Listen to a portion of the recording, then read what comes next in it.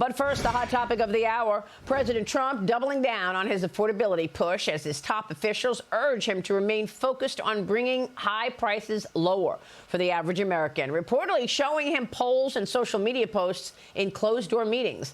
The Wall Street Journal is reporting that the White House aides, quote, are reorienting some of Trump's public events to focus on costs. They're planning economy-focused speeches across the country in early 2026 and making plans to shift to domestic matters after the president spent some of his first 10 months in office on foreign policy, ending wars.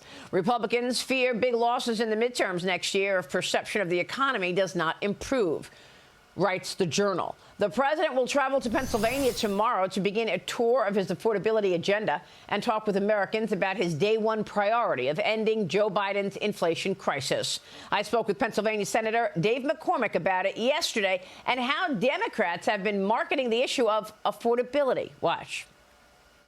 The Democrats have been able to grab around this issue of affordability, this new buzzword going into the midterm elections, and act as if it's their issue and not the Republicans' issue. They're better marketers, obviously. Well, listen, we inherited a train wreck from the policies of the Biden administration. It's going to take some time to unwind those. But make no mistake, by any metric, the economy has gotten better for working families over the last 12 months. And it's also true we have a lot more work to do. And I think the president feels that.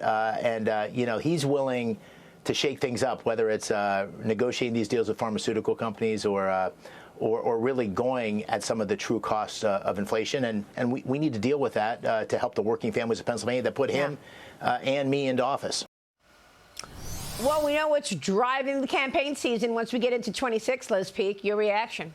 Yeah, I think this is an appropriate move and pivot on the part of President Trump. I actually am very sympathetic that he's a little blindsided by the fact that prices did go up over 20% while Joe Biden was in office. And we didn't hear this big uproar about affordability then. So I think for President Trump, it's kind of like, well, wait a minute. Inflation's down to 2.5%, 3%. It's not 9%, which it climbed to under Biden. And by the way, our programs are all meant to bring prices down. What do Democrats bring? High taxes, stiff regulations, all kinds of measures, including green energy measures that raise the cost of living. And so to President Trump, I think it's a given that the Republican agenda, his agenda, will in fact bring prices down over time.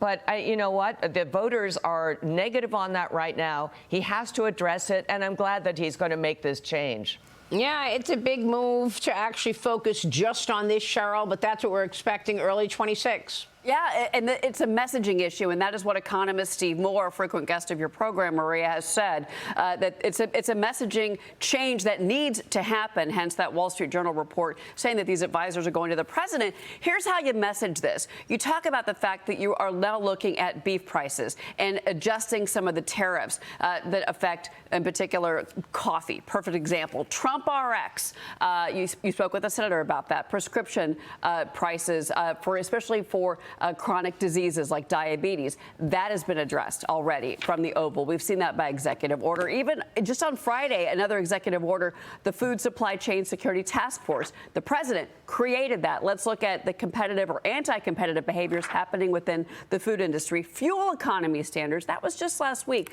There's plenty of there to go out and stump for. I do agree with Liz. It is a concern for Republicans. They're voicing that concerns ahead of the midterms. But again, it's about messaging. It's not about the facts. It's about how this is getting sold or not sold to the American public. And the president's going to start that in Pennsylvania. Very important to take on health care the way that the president has by this most favored nation status, as well as the Trump RX websites. He has been able to negotiate with these pharmaceutical CEOs to bring prices way down. That's something to talk about.